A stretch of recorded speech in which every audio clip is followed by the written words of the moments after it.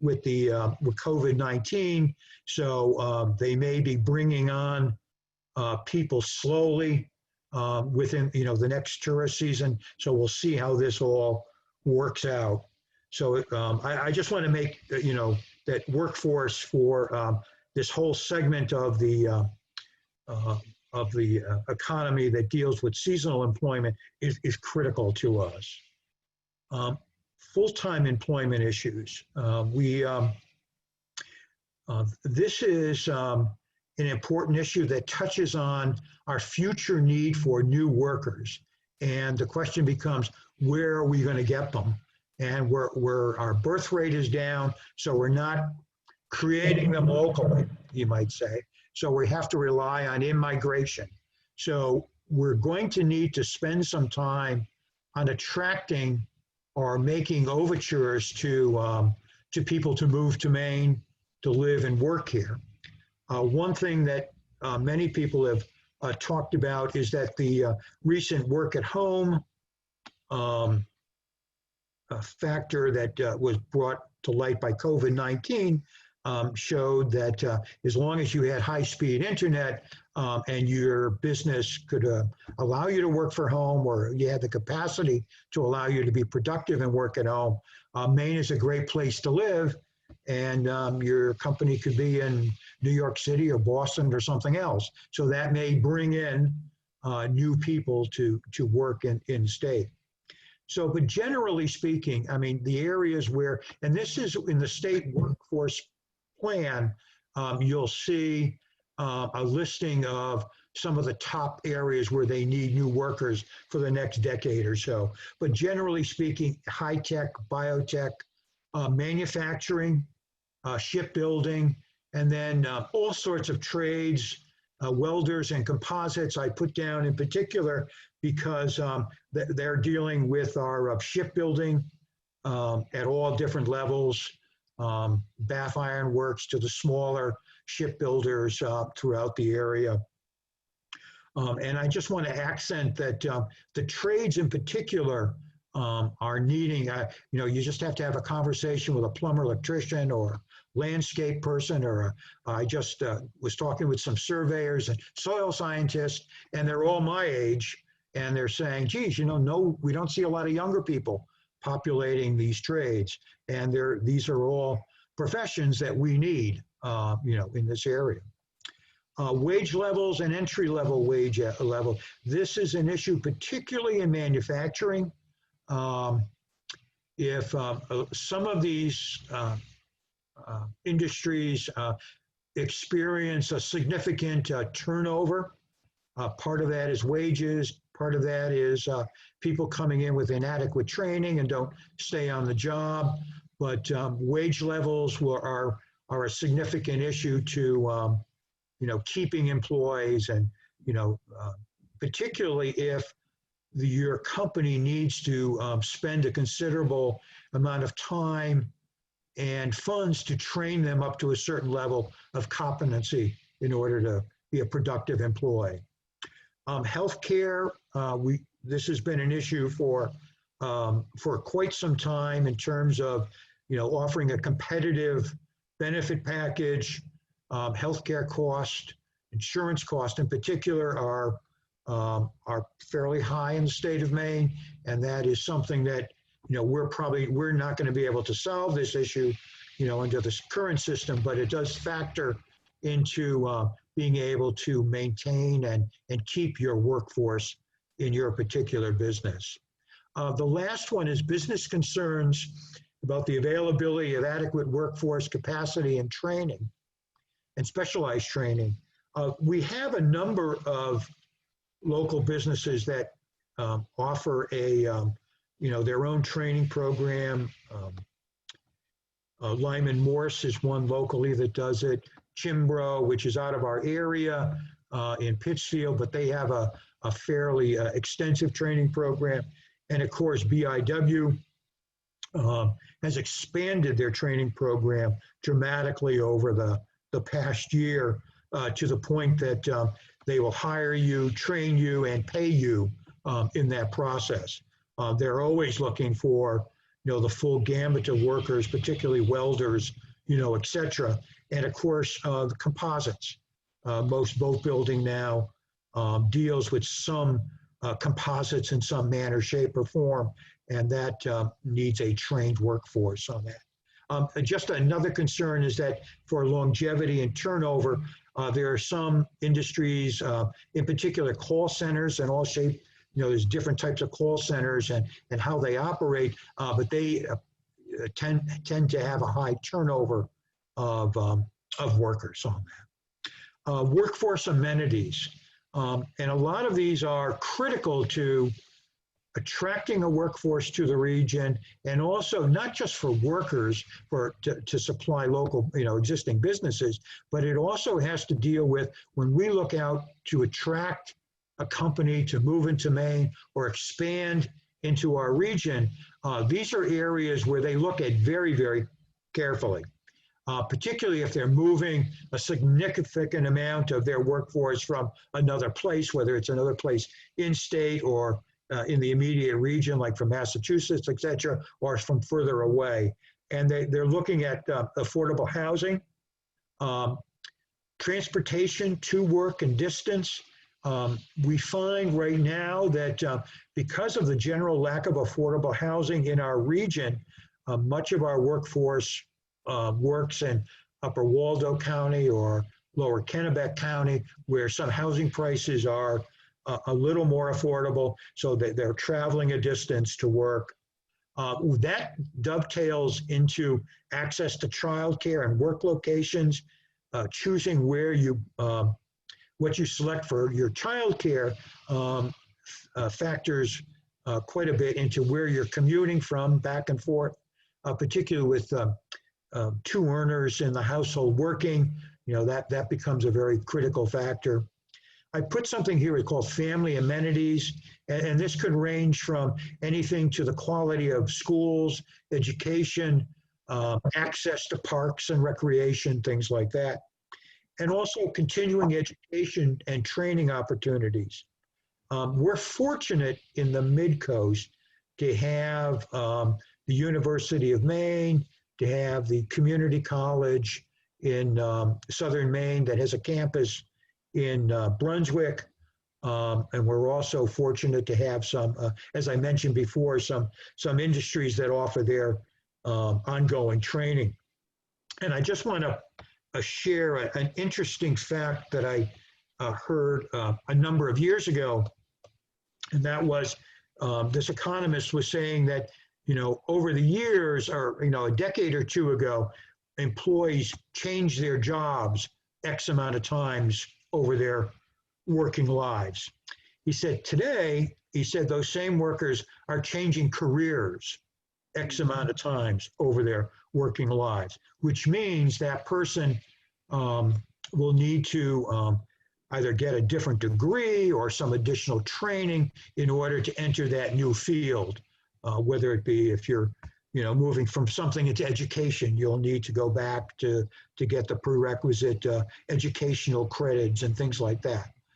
So it's a different and much more competitive working environment out there as people respond to new opportunities in the economy, and also how quickly our economy is changing.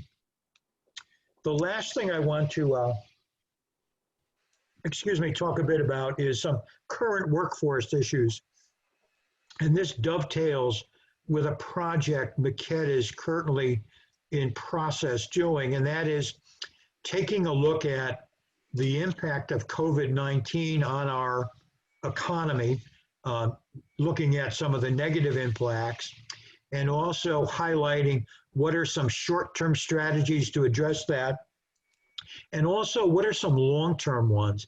Because one of the things that we immediately noticed as our economy shut down, and a lot of sectors were in trouble or experiencing some severe difficulty, is that there were some systemic problems in the economy that provided barriers to some businesses. I'll just talk about two, and one is that as restaurants and catering and the hotel industry closed, or their services were limited, many of our farms did not have a place to sell their goods because they were equipped and their wholesalers were designed to deal with purchases from this particular sector, which is completely different from selling your product to a retail operation or in some manner, shape, or form. So there's a difficulty there, and that's not something you could rework on a dime because it creates problems in packaging and preparing and marketing, and sometimes even getting your product on the shelf is a time-consuming product if you wanted to go into Shaw's or Hannaford or even some of the local markets. The second one was the shellfish industry. Again, a very similar impact because they wholesaled much of their product to restaurants and caterers and hotels, et cetera. And then as that market dried up, there was a gap or a vacuum into where they can sell their product. So that again is a systemic issue that needs to be addressed in terms of, we need to make sure that the wholesalers can respond to that and open up new avenues to sell to different areas instead of just the traditional larger wholesale operations. And the same thing you could say with people working at home. Not everyone had access to high-speed internet, particularly if your job required you to upload data-dense materials.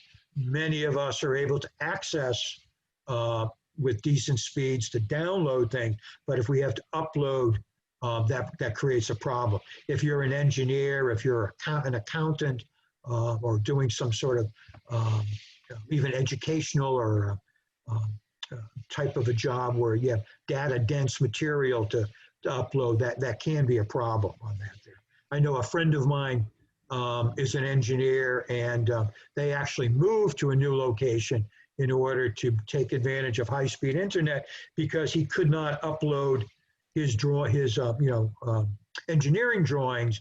They would go about halfway loaded, then stop, and then he would have to start again. And this was a tremendous problem.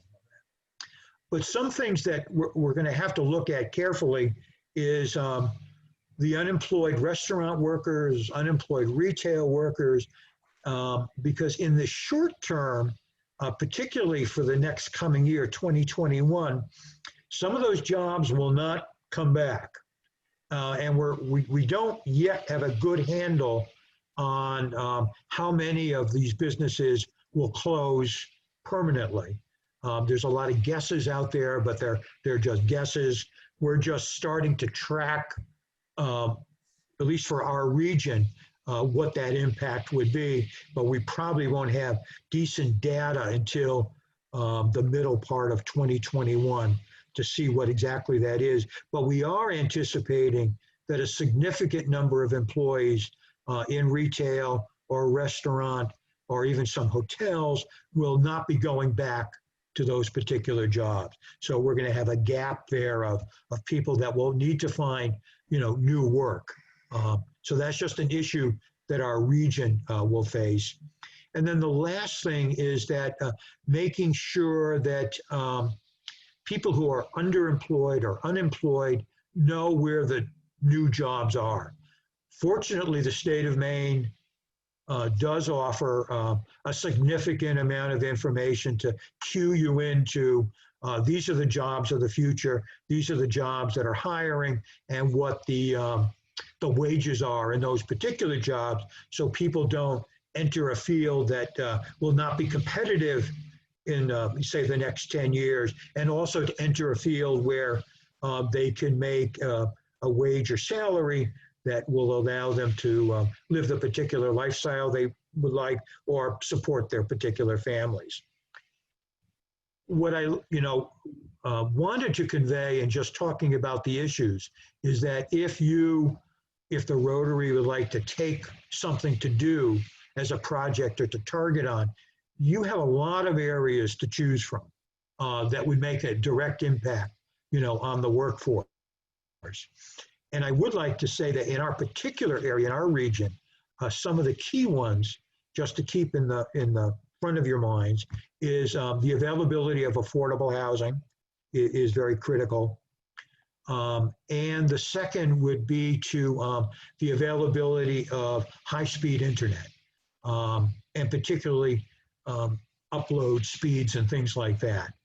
Those are important, particularly for our region, because twofold, it's maybe a new job reality for a lot of businesses to promote working for homes, help would reduce their overhead costs for providing fixed office space somewhere. But it's a significant attraction tool when we showcase the Midcoast region to people from away who would like to live here and also work here and be employed remotely from a business in some other part of the country or in a neighboring state. So that's all I have for my talk, and if we could open it up to questions. Bill, thanks very much. I think we do have some questions on Slate. I'm going to turn it over to Matt Brown and Rich Anderson. You two can coordinate the question and answer period here. Hey, Bill, one of the questions that I go back and I'm not clear, was not clear on the wage levels entry level wages issue. What is the issue there? Are employers not able to pay enough to attract workers? What's the issue that you bring up there?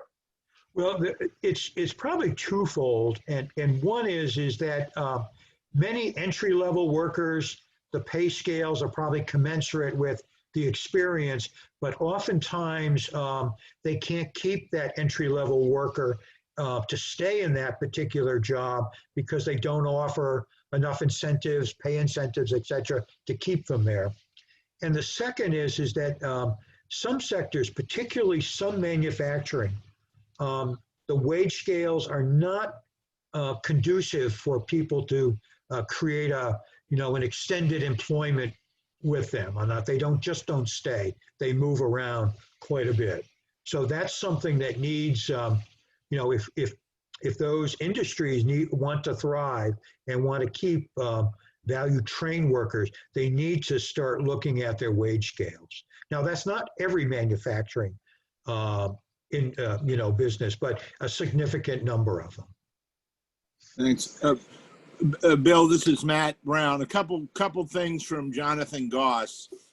Bill, you've mentioned to me in the past that third-party company searches for areas to locate a business in Maine do not show the Midcoast area as an option for those companies. Can you elaborate on what that is? And then just to follow on with Jonathan, it's a two-parter, is what other magic wishes would you have in terms of Midcoast economic and workforce status that could instantly change and allow improvement and growth? All right, let me answer you the first question, and that is many times, particularly in retail businesses, they look for, they have a particular matrix or requirements for their companies in terms of the number of population density within a certain amount of distance from their store. They may look at wage scales, things like that. And what hurts the Midcoast is that in our entire area, we really don't have the population density, particularly year-round, to attract businesses like Whole Foods or Trader Joe's. I just mentioned those two because we often are asked, why can't we attract a company like that? So that's a detriment.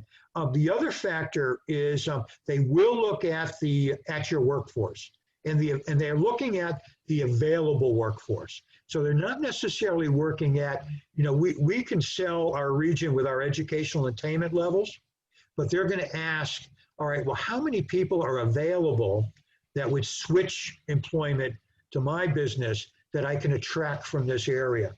And that creates a problem. But that particular problem is not unique just to the Midcoast. We see that throughout many areas of Maine including Portland in some sectors too. Interesting. And then the second one is the magic wishes, if you could instantly change and allow improvement and growth. Oh boy. I often tell people I'm not a magical thinker on that there. So, but I think a couple of issues that would be important. And one is we do a pretty good job on training for the most part, the university system, the community college system, but particularly the community college system, they can move on a dime to create a training program. That's a plus. But affordable housing is a big issue. That is something that younger families just can't enter this area. You know, I'll be honest with you, we moved to the Midcoast 3 years ago from inland, and we had a hard time finding a home, you know, we could afford. And so that is a detriment to our workforce. You know, just those two are, that one, affordable housing is a big issue. And Bill, I have one from Jim Bowditch. He wants to know how much you think the permitting process for the proposed salmon farm in Belfast, Northport area is scaring people off from siting new businesses in our area. I'm not quite sure. I think that's a difficult question. I don't think it's a detriment because there's some unique circumstances in that particular area and for that business.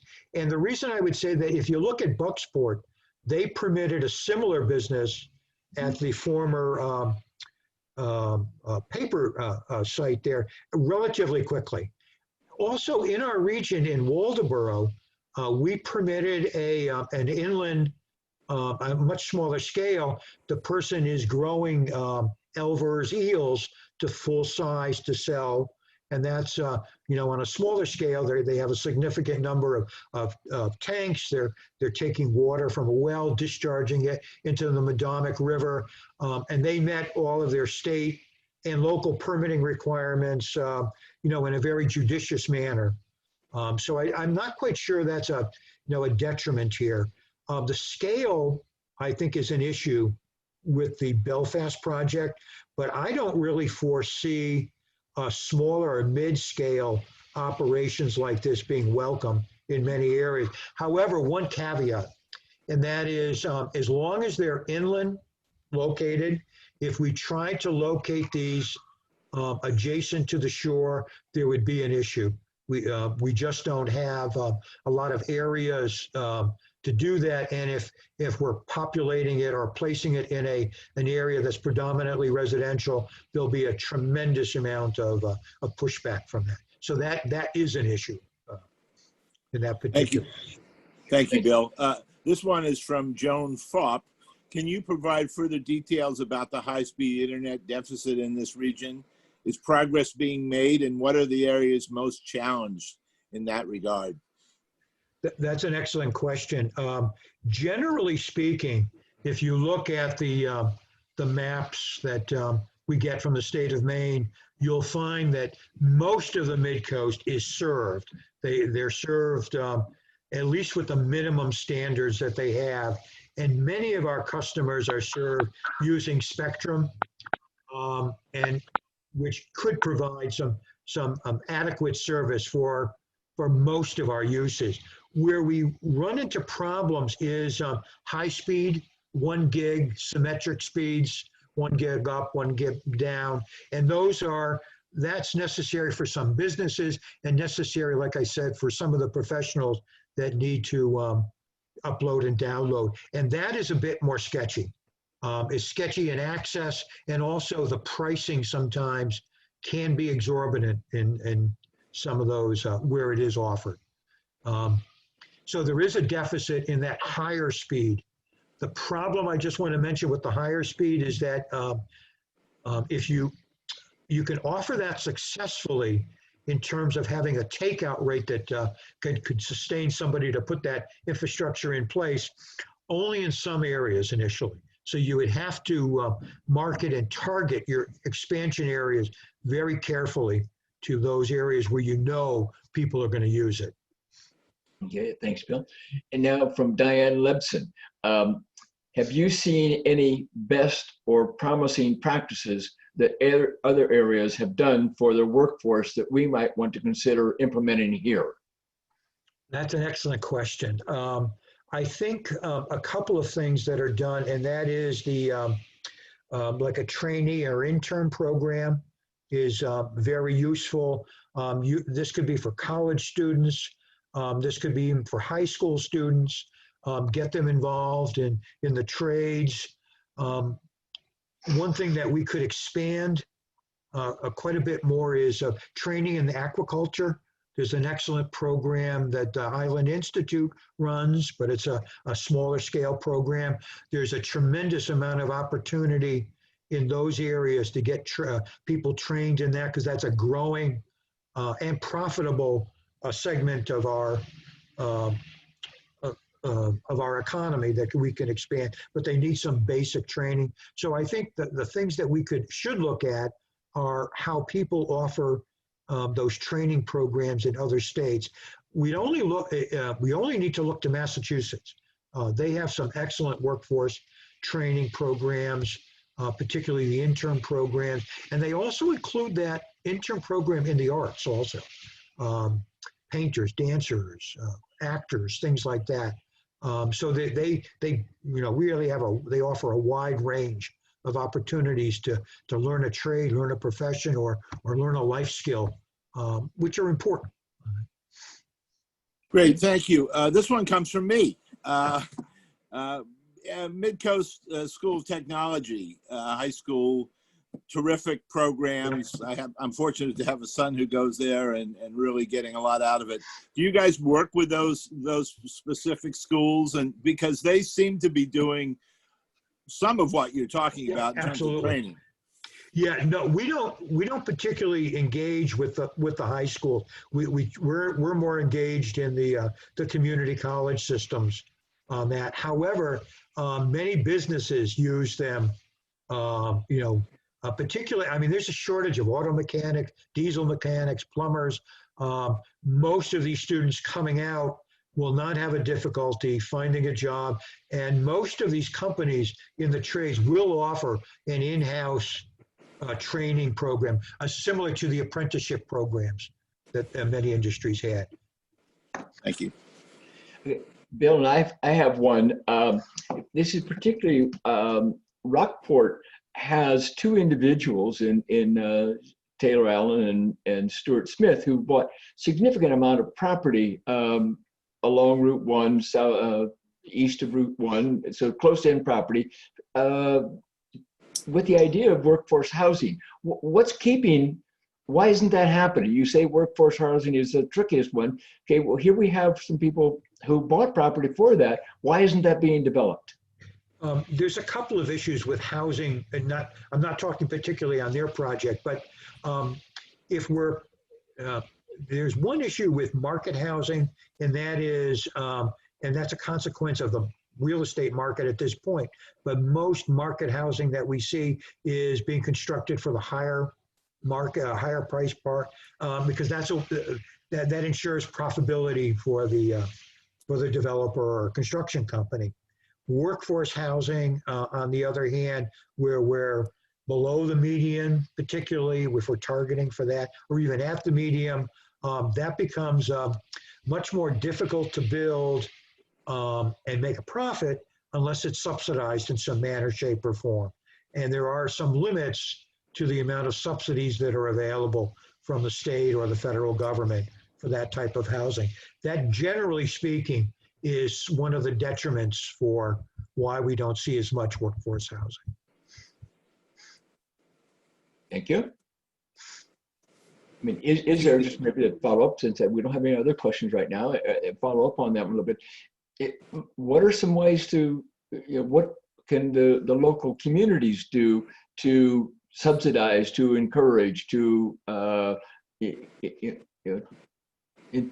make this happen? In terms of affordable housing? Yes. Yeah, all right. One of the things that we've learned over the years is that we think the best way to approach affordable housing is with a regional plan, so that we could identify two things: communities that are to some degree, communities that are more willing to open up their communities to affordable housing type projects. And also all communities, if they could identify parcels of land, whether they be private or publicly held, that they would make available for affordable housing. The regional approach works the best, we think, because we can then maximize investment into areas where it's more has more capacity to occur, and there's more of a willingness for it to occur. So realistically, if we looked at some of our communities, particularly our peninsula communities, because of the high cost of housing and construction in those areas, we're probably not going to see a lot of affordable housing projects built there, realistically. So if we look and identify other areas that may offer that. Okay. Yeah, this one comes from Bob Baldwin. In terms of our older age, you haven't mentioned how to retain our children to stay or return to the state. I think many times people will, go to college out of state, find a job out of state, and then look to come back when they have children. When that occurs, I'm not quite sure we could change that out migration for the younger people. They may have to, just feel their oats somewhere else. But when they do want to come back, we need to make sure that there are opportunities for them in terms of housing and jobs that they can take. So housing is the first step, and then, making sure we're competitive on our economic development. One of the things that I would like to see, and this is an interest from our particular point of view, is we would like to see the Department of Commerce increase their funding for economic development administration projects in the state, because oftentimes that they provide the foundation for providing infrastructure and the first beginnings of for new industries to come into the state. We'd like to see that increased because we could take advantage of that. Just on a note, the Midcoast area receives some of the highest levels of EDA funding in the state of Maine and in our Northeast region, because we actively compete for those funds, but we could use more. Okay, John, Gus, you want to come back to you?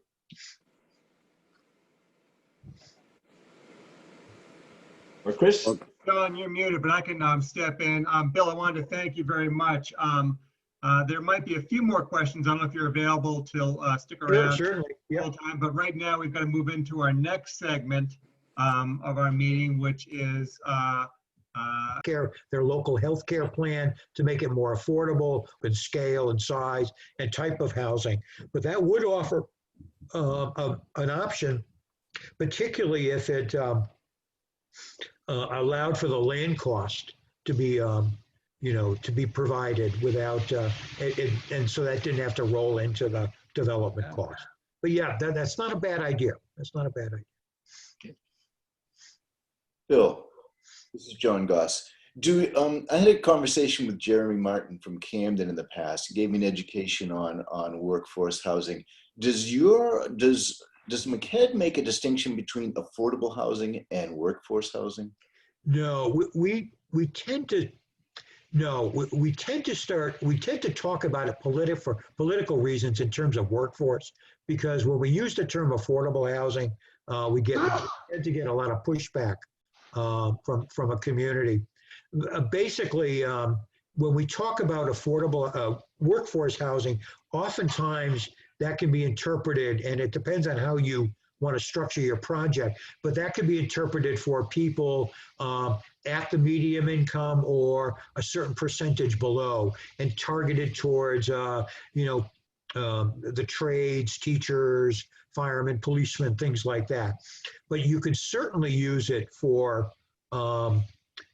anywhere across the board for, more affordable prices, whether it be seniors or people like at 50% of below the medium or something like that. Thank you. Barry Timms, go ahead, please. Yes, Bill, great presentation. I'd like to get back to the internet connection Sure. question. I think that's been a major issue here in the state. I came from a state in the Midwest where everything was cable underground. We had high-speed internet available to most households. That's not an option in Maine because of the difficulty in burying cable. But there are new technologies such as satellite and microcube satellites and wireless. Is that something that's being sort of looked at and promoted by communities? Because the last time I contacted Spectrum, they were unable to provide service to my area because the town was refusing to let them connect. There are some individual companies like Axiom that offer that. You know, the satellite systems or the type of system like that. That's available out there, and there's growing technology in that area that you know, is not ready yet, but that's in the works that may create a whole new market for a different type of access that's not dependent on you know, rolling the cable for the last mile to your home, you know, for access. Sometimes there's issues with that type of system with speeds and upload limitations, but I think that's all about to change within the next number of years. So you won't be dependent on you know, on a cable coming to your home on that. Rich, is your hand raised? Yeah, Bill, you're the region that the way you define the region you're associated with goes down to Brunswick and Hartsville. down to, and I mean, is there anything keeping, let's say, the St. George to Belfast being operated as a region? I mean, No. We traditionally we used to be that region used to go up into Waldo County, but it was split into, you know, most of Waldo was split off. But no, we would work particularly on something larger like broadband, affordable housing. We would open this up to a much larger region and be willing to do that. No, there's nothing that would stop us to do that on that. Okay. We're already involved in looking for a business that would be affiliated with a potential salmon plant in Belfast already. So we do have those, you know, there are projects that we do expand.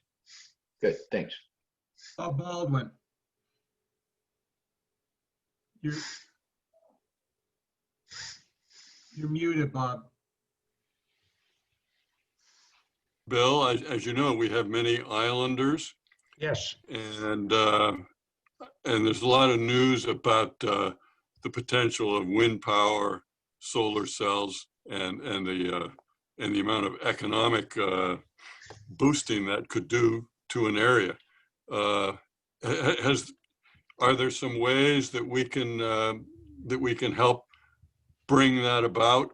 How much of incentives are we able to do to induce new companies to come in and provide some of those key services and help the environment?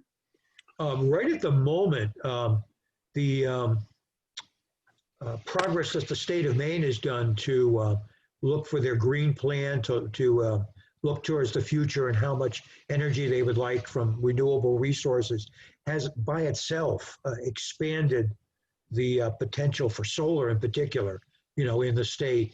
We have seen Rockport has approved 2 solar fields.